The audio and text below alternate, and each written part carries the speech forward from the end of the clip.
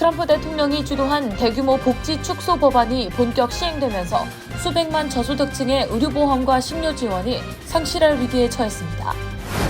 트럼프 대통령의 전 세계 상대 상호관세가 도입된 지 1년이 지난 현재 효과에 대한 평가가 엇갈리는 가운데 전쟁 여파로 에너지 가격까지 급등하며 소비자 부담이 가중되고 있습니다. 연방대법원이 출생시민권 제한의 위헌 여부 심리가 내일 예정된 가운데 트럼프 대통령의 강경 발언이 논란을 확산시키고 있습니다. 이란 혁명수비대가 이란 지도자가 추가로 암살될 경우 걸프 지역 내 애플, 구글 등 미국 주요 기업 18곳의 시설을 파괴하겠다고 경고했습니다. 뉴저지에서 의사 감독 없이 전문 간호사가 독립적으로 처방을 내릴 수 있는 법이 시행됩니다. 이민자 쉼터 운영 계약을 둘러싼 대규모 뇌물 의혹이 불거지며 연방수사가 급물살을 타고 있습니다. LA에서도 교육부 계약을 둘러싼 역대 최대 규모 돈 세탁 사건이 적발됐습니다. 대통령의 4억 달러짜리 백악관 연회장 공사가 법원 명령으로 중단됐습니다. 판사는 대통령은 백악관의 관리자일 뿐이라고 판시했습니다. 세계에서 가장 유명한 경기장 메디슨 스퀘어 가든이 펜스테이션 재개발 계획과 맞물리면서 이전할 수도 있다는 논의가 다시 진행되고 있습니다.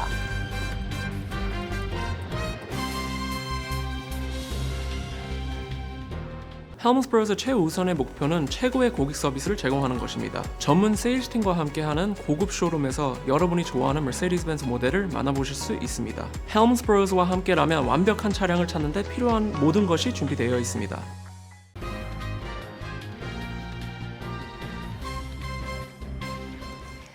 안녕하십니까. KBTV 뉴스9 신영주입니다. 트럼프 대통령이 주도한 대규모 복지 축소 법안이 본격 시행되면서 수백만 명의 저소득층이 의료보험과 식료 지원에서 탈락할 위기에 처했습니다.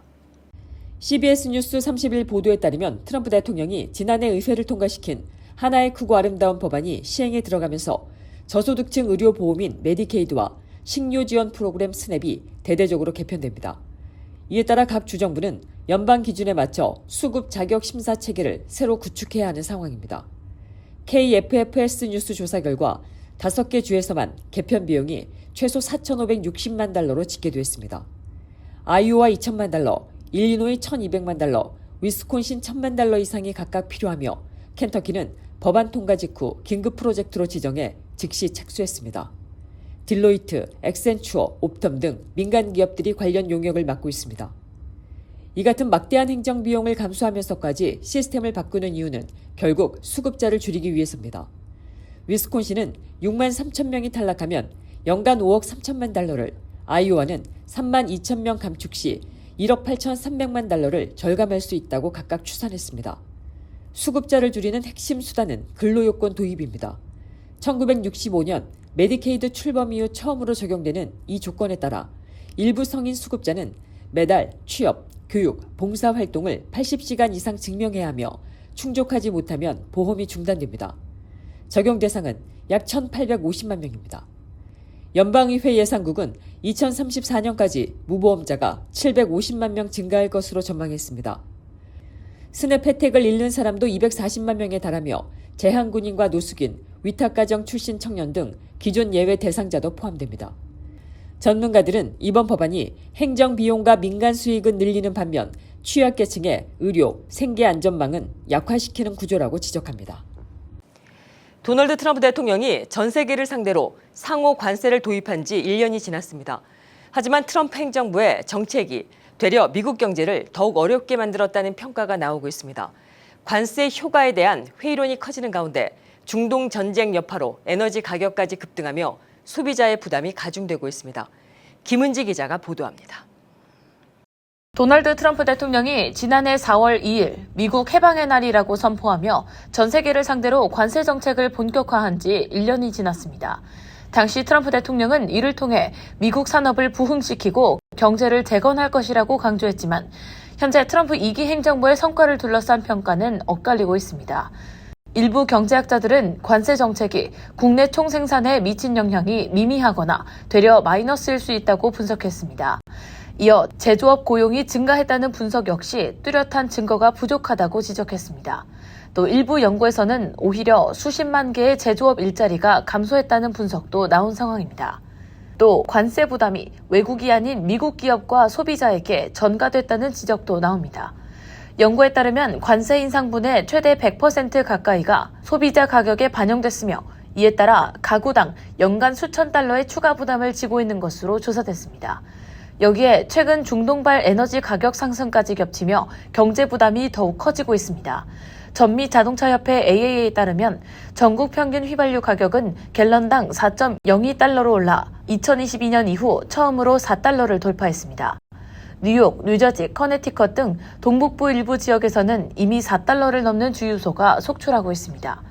불과 한 달 전 2달러 후반대였던 가격이 1달러 가까이 급등한 것으로 최근 일주일 사이에도 상승세가 이어지고 있습니다.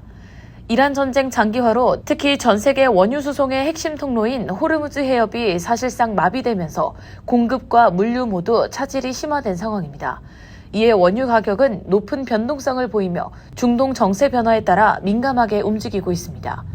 한편 이러한 불안정 속에서도 비교적 낙관적인 반응을 보이고 있습니다. 중동 갈등 완화 기대와 함께 금리 인상 가능성이 낮아졌다는 신호가 나오면서 주요 주가지수 선물은 상승세를 나타냈습니다. 제롬 파월 연방준비제도 의장이 인플레이션이 안정되고 있다고 평가하며 금리 인상 필요성을 낮게 본 점도 투자 심리를 지지했습니다. 하지만 에너지 가격 상승으로 인한 물류비 증가, 식료품과 각종 상품 가격 상승으로 이어지는 부담이 높은 상황입니다. 또 봄방학과 여름철을 앞두고 여행 수요가 증가하는 계절적 요인도 에너지 가격 상승을 부추기고 있습니다. 정부와 국제기구는 비축유 방출과 공급 확대 등 대응에 나서고 있지만 이미 높은 가격의 원유를 확보한 정유업계 구조상 소비자 가격이 안정되기까지는 시간이 걸릴 것으로 보입니다. 항공유 가격 급등으로 항공권 가격까지 크게 오르면서 일부 여행객들은 해외여행 대신 국내 여행으로 방향을 바꾸거나 여행을 취소하는 사례가 늘고 있습니다.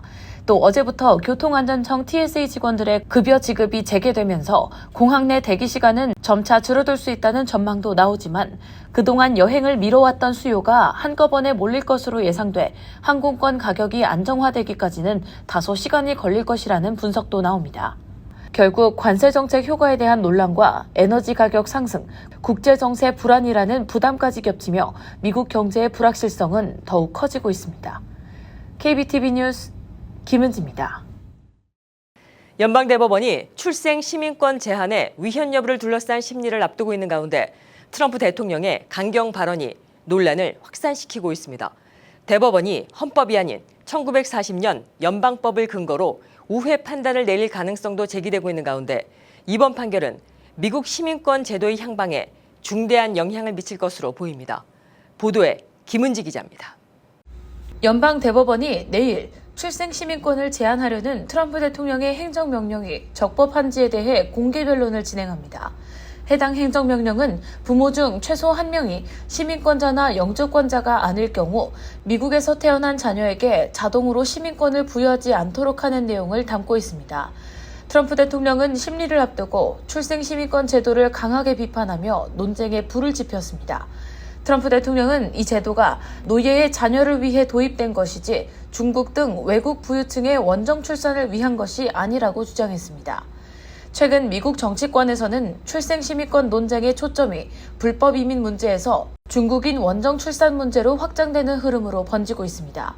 하지만 실제 통계를 보면 이 같은 주장과는 다소 차이가 있습니다. 전체 미국 출생자 가운데 비거주 외국인 산모의 비중은 0.23% 수준이며 비거주 중국인 산모는 0.003%에 불과한 것으로 나타났습니다. 출생시민권 제도는 남북전쟁 이후인 1868년 노예와 그 자녀의 시민권을 보장하기 위해 도입된 수정헌법 제14조에 근거를 두고 있습니다. 이후 1898년 원킴 아크 판례를 통해 중국계 이민자의 자녀에게도 시민권이 인정되며 적용 범위가 확립됐습니다. 이번 사건의 핵심 쟁점은 헌법 조항 중 미국에서 태어나고 그 관할권에 속하는 자라는 문구의 해석입니다. 트럼프 행정부는 이를 미국에 대한 충성 의무로 제한 해석해야 한다고 주장하며 불법 체류자 자녀는 포함되지 않는다는 입장입니다. 반면 기존 판례와 다수 법원은 외교관 자녀 등 극히 예외적인 경우를 제외하고는 대부분 시민권을 인정해왔습니다. 다만 대법원이 반드시 헌법 해석에 나서지 않을 가능성도 거론됩니다. 1940년 제정된 시민권 관련 연방법이 동일한 표현을 포함하고 있어 행정명령이 이 법을 위반했는지 여부만으로도 판단이 가능하기 때문입니다. 이 같은 우회 판단은 사법부의 자제 원칙과도 맞닿아 있습니다. 존 로버츠 대법원장이 강조해온 것처럼 사건 해결에 필요하지 않다면 헌법적 판단을 피하는 것이 원칙이라는 점이 고려될 수 있습니다. 반면 트럼프 행정부는 1940년 법 역시 헌법과 동일하게 해석해야 한다며 반박하고 있습니다. 과거 입법 당시의 해석이 아니라 현재의 헌법 기준을 적용해야 한다는 주장입니다. 이를 위해 과거 평등 보호 조항이 인종 분리를 허용하는 방향으로 해석됐지만 현재는 그렇지 않다는 사례까지 제시하고 있습니다. 정치적 파장도 주목됩니다. 최근 상호관세 정책에 이어 출생심의권 제한까지 위법 판단이 내려질 경우 트럼프 행정부에 상당한 정치적 부담으로 작용할 수 있다는 분석이 나옵니다.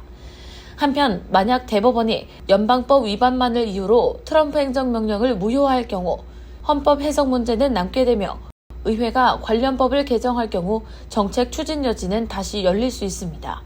현재 공화당을 중심으로 관련 입법 시도는 이어지고 있지만 아직 의회를 통과하지는 못한 상태입니다.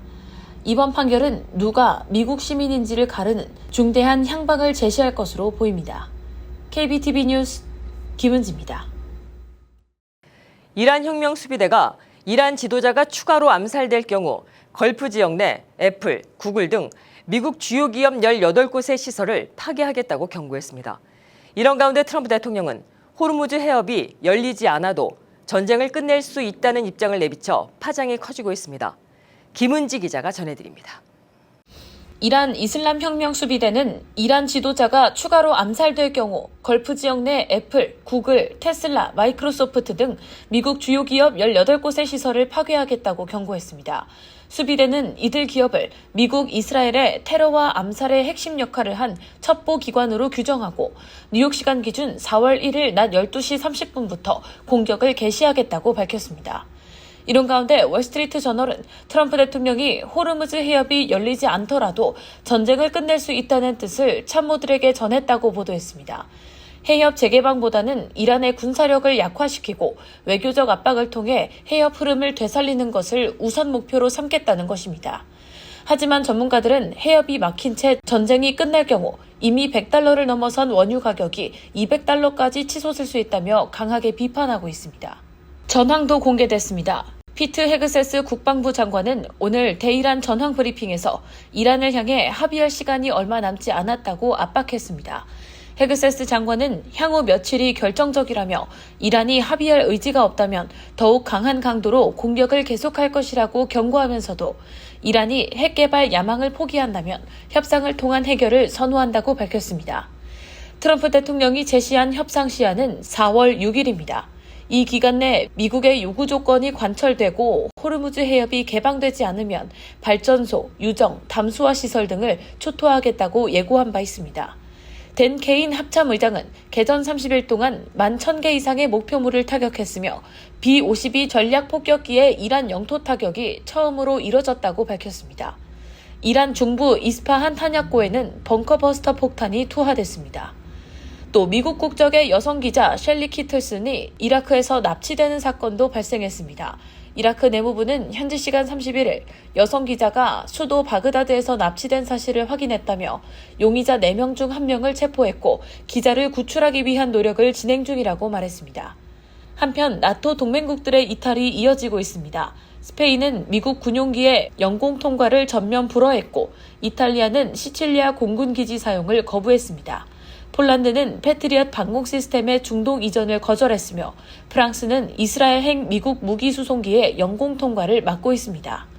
트럼프 대통령은 협조를 거부한 유럽 동맹국들을 향해 미국은 더 이상 당신들을 위해 그곳에 있지 않을 것이라며 동맹국들의 협조 부족을 공개적으로 비판하고 호르무즈 해협 군함 파견 요구에 응하지 않는 동맹국들을 향해 직접 가서 석유를 가져가라며 강한 불만을 드러냈습니다.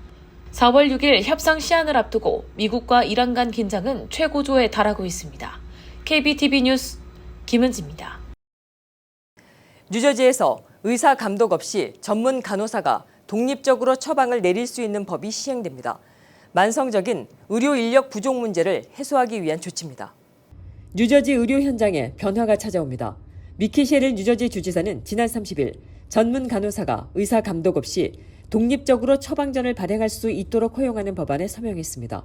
기존에는 전문 간호사가 처방전을 쓰려면 반드시 의사의 공동 감독 체계, 이른바 조인트 프로토콜을 따라야 했습니다. 새 법은 석사 또는 박사 학위를 보유한 전문 간호사가 최소 5,000시간의 임상 경력을 갖출 경우 이 감독 요건을 면제받을 수 있도록 했습니다. 또한 산부인과 근무 간호사를 제외한 전문 간호사는 정신건강 분야 처방도 독립적으로 발행할 수 있게 됩니다. 이 법안은 수십 년간 이어져 온 의료계 논쟁에 마침표를 찍는 결정입니다. 간호사협회, 플랜드 페어런트후드, AARP 등 지지 측은 불필요한 대기 시간을 줄이고 보다 저렴한 의료 서비스에 대한 접근성을 높일 수 있다고 주장하고 있습니다. 반면 의사단체들은 처방의 적정성을 보장하기 위해 의사의 감독이 반드시 필요하다고 반박하고 있습니다. 셰릴 주지사는 의료 인력 부족이 심각한 상황에서 뉴저지의 의료 접근성을 가로막는 장벽을 더 늘려선 안 된다고 서명 이유를 밝혔습니다.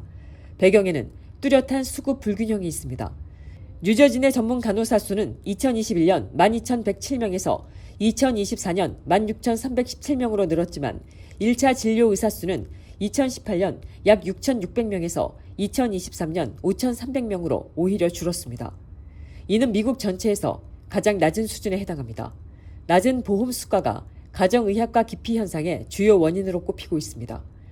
전문 간호사의 독립 처방을 허용하는 독립진료권 제도는 30여 년 전 인구 밀도가 낮아 의사 접근성이 떨어지는 알래스카, 오리건 등에서 시작돼 현재 뉴저지를 포함한 27개 주로 확대됐습니다. 뉴욕에서 이민자 쉼터 운영 계약을 둘러싼 대규모 뇌물 의혹이 불거지며 연방 수사가 급물살을 타고 있습니다. 이런 가운데 LA에서는 교육부 계약을 둘러싼 역대 최대 규모의 돈 세탁 사건이 적발되면서 공공계약 전반에 대한 신뢰 문제가 확산되고 있습니다. 김은지 기자가 보도합니다. 뉴욕시 이민자 쉼터 운영 계약을 둘러싼 정관유착 의혹이 제기되며 파장이 커지고 있습니다. 연방검찰은 브루클린 지역 시의원 파라 루이스와 그녀와 자매관계로 밝혀진 뉴욕 주지사 보좌관 데비 루이스가 특정 단체를 지원하는 대가로 금품이나 리베이트를 받았는지 집중 수사하고 있습니다. 수사 대상에는 뉴욕주 하원의원 남편으로 밝혀진 에도 허멀린도 포함됐으며 수사당국은 이들이 뉴욕시 예산 배정 과정에서 부당한 이익을 취했는지 압수수색 영장을 통해 증거 확보에 나선 상태입니다. 특히 검찰은 브루클린 기반 비영리 단체 브렉스 홈케어와의 계약 과정에 주목하고 있습니다. 이 단체는 원래 노약자 돌봄 서비스를 제공했지만 2022년 이후 뉴욕시에 대규모 이민자가 유입되면서 긴급 쉼터 운영으로 사업을 확대했습니다.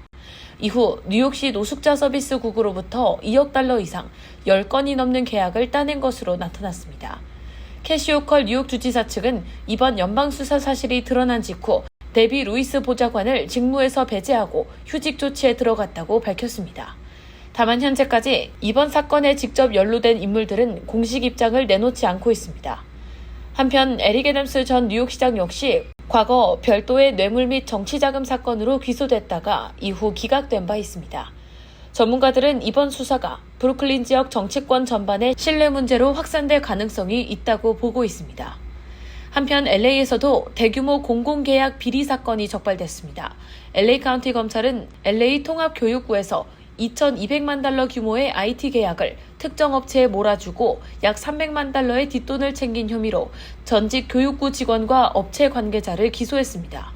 수사에 따르면 전 기술 프로젝트 매니저는 계약 심사 과정에 개입해 특정 업체가 사업을 따내도록 도왔으며 업체 측은 그 대가로 300만 달러의 자금을 되돌려준 뒤 유령 회사를 통해 이를 세탁한 것으로 드러났습니다. 실제로 홍콩과 싱가포르 등 해외 법인 설립을 논의한 정황도 확인됐습니다. 검찰은 이번 사건을 LA 통합교육부 역사상 최대 규모의 돈 세탁 사건이라고 판단했으며 관련자들은 유죄가 인정될 경우 최대 7년의 징역형에 처해질 수 있습니다. KBTV 뉴스 김은지입니다. 대통령의 4억 달러짜리 백악관 연회장 공사가 법원 명령으로 중단됐습니다. 판사는 대통령은 백악관의 관리자일 뿐이라고 판시했습니다. 트럼프 대통령의 백악관 대규모 개조 계획이 법원에서 막혔습니다. 리처드 리언 연방지방법원 판사는 오늘 의회 승인 없이 백악관 연회장 공사를 추진할 권한이 있다는 트럼프 대통령의 주장을 기각하고 공사 중단을 명령했습니다. 리언 판사는 판결문에서 미국 대통령은 미래의 대통령 가족을 위한 백악관의 관리자지 주인이 아니다라며 트럼프 대통령이 주장하는 권한을 규정한 법률은 없다고 지적했습니다. 트럼프 대통령은 지난해 10월 기존 200명 규모의 만찬장이 너무 협소하다는 이유로 백악관 동관을 철거하고 1000명을 수용할 수 있는 대형 연회장 건설에 착수했습니다. 사업비는 4억 달러로 세금이 아닌 기업가 개인의 기부금으로 충당하면 의회 승인이 필요 없다는 논리를 내세웠습니다. 이에 국가역사보존협회가 공사 중지 소송을 제기했고 법원이 이를 받아들인 겁니다. 이번 판결은 트럼프 대통령이 임기 내내 자신의 이름을 공공시설과 제도에 새겨온 행보와 맞물려 더욱 주목받고 있습니다. 케네디 센터를 트럼프 케네디 센터로 개명했고 달러 지폐에 현직 대통령으로는 사상 처음으로 자신의 서명을 넣기로 했습니다. 해군 차세대 전함에는 트럼프급이라는 한 명이 붙었고 플로리다 판비치 국제공항도 도널드 트럼프 국제공항으로 개명하는 법안이 서명돼 연방항공청 승인 절차를 거쳐 올해 7월 1일부터 효력이 발생할 예정입니다. 30일에는 플로리다주 마이애미에 건설될 47층 규모의 대통령 기념 도서관 조감도도 공개됐습니다. 꼭대기에는 성조기를 상징하는 빨강, 흰색, 파랑의 첨탑이 솟아있고 내부에는 황금색 에스컬레이터와 주목을 지켜든 트럼프 대통령의 대형 황금 동상 에어포스 원으로 추정되는 항공기 전시도 계획돼 있습니다. 건립 비용은 수억 달러 규모로 기부금으로 충당할 계획입니다. 법원의 공사 중단 명령으로 백악관 연회장 계획이 어떻게 될지 주목됩니다. 세계에서 가장 유명한 경기장 매디슨 스퀘어 가든이 이전할 수도 있다는 논의가 다시 수면 위로 떠올랐습니다. 펜스테이션 재개발 계획과 맞물리면서입니다. 수십 년간 제자리를 지켜온 매디슨 스퀘어 가든의 이전 논의가 구체화되고 있습니다. 엠트랙은 한 달 안에 펜스테이션 재개발 최종 사업자를 선정할 예정입니다. 현재 세 곳의 최종 후보 가운데 그랜드펜 파트너스의 안이 주목받고 있습니다. 이 안은 가든을 현재 위치에서 세브스 애비뉴 건너편 옛 펜실베니아 호텔 부지로 옮기고 가든이 빠져나간 현 자리에는 녹지 공간을 조성하는 내용입니다. 사업비는 75억 달러, 완공 목표 시점은 2036년입니다.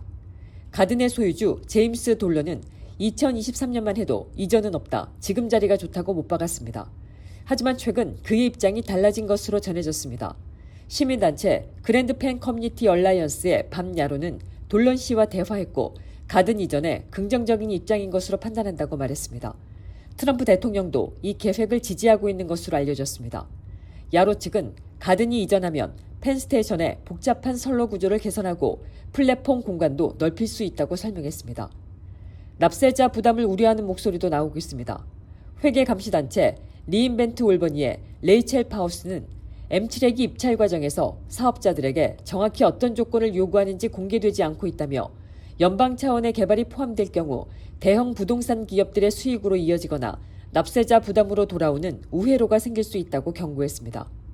엠트랙은 오는 5월 4일까지 최종 사업자를 결정할 방침입니다. 지난해 특기자 비자인 O1 비자 승인 건수가 역대 최고치를 기록했습니다. 국무부 통계에 따르면 2025 회계년도 O1 비자 승인은 총 2만 15건으로 2016년 15,918건 대비 약 25% 증가했습니다. 국가별로는 영국이 3,023건으로 전체 약 15%를 차지하며 1위를 기록했고 중국 1,771건, 인도 1,632건 순이었습니다. 한국은 558건으로 10위에 올랐습니다. 전문가들은 H1B 추첨 경쟁 심화와 디지털 전환 가속화로 IT, 인공지능 분야 기술 인력의 신청이 늘면서 해당 증가세를 이끌고 있다고 분석했습니다. O1 비자는 예술, 스포츠, 학계, 기술 등의 분야에서 탁월한 능력을 인정받은 인재에게 발급되며 요건 충족 시 승인율은 약 80에서 85% 수준입니다. 미국 스타트업이 AI 인재를 잡기 위해 파격적인 현금 연봉을 앞세우고 있습니다. 월스트리트저널 보도에 따르면 경력 9개월 지원자에게 연봉 40만 달러를 제시하는가 하면 MIT 출신 초급 엔지니어도 22만 달러를 받는 사례가 나왔습니다. 급여 플랫폼 레벨스타데프 YI 집계 결과 스타트업 소프트웨어 엔지니어 연봉 중간값은 2022년 대비 25% 오른 20만 달러를 기록했습니다. 주식 보상 방식도 달라지고 있습니다. 오픈 AI 등은 일정 기간 근속해야 지분을 받을 수 있는 베스팅 클리프 제도를 없애고 입사 즉시 지분을 보유할 수 있도록 했습니다. 하지만 이 같은 현금 중심 보상이 오히려 인재 붙잡기를 어렵게 만들 수도 있다는 지적도 나오고 있습니다. 뉴욕주 자동차 보험료 개혁을 둘러싼 논쟁이 주 예산안 협상의 핵심 쟁점으로 떠올랐습니다.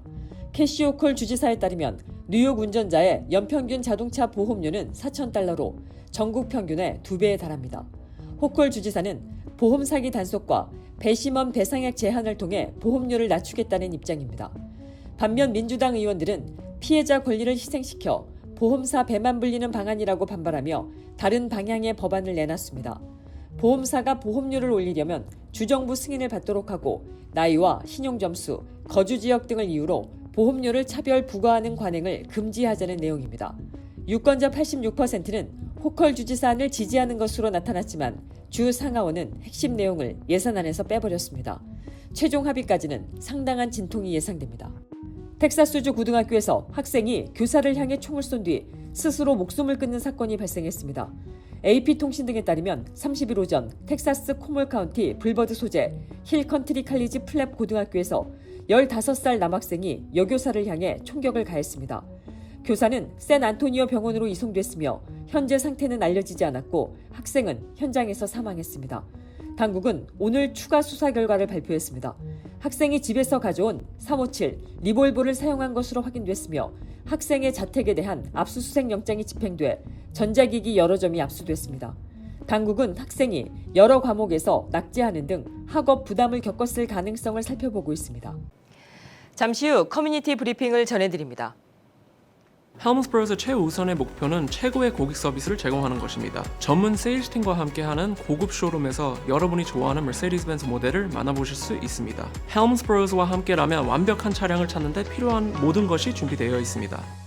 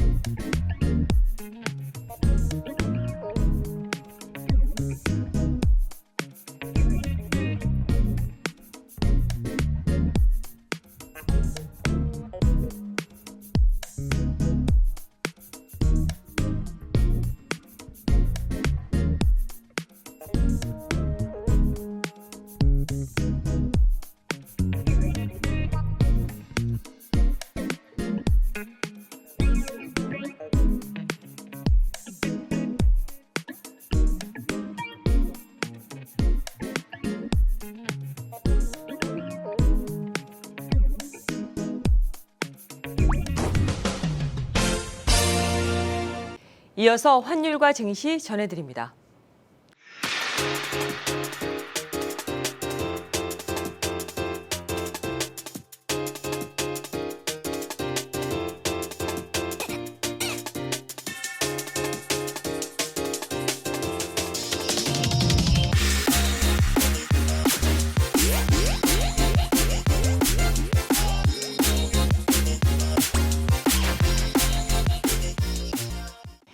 계속해서 뉴욕과 뉴저지 날씨 전해드립니다.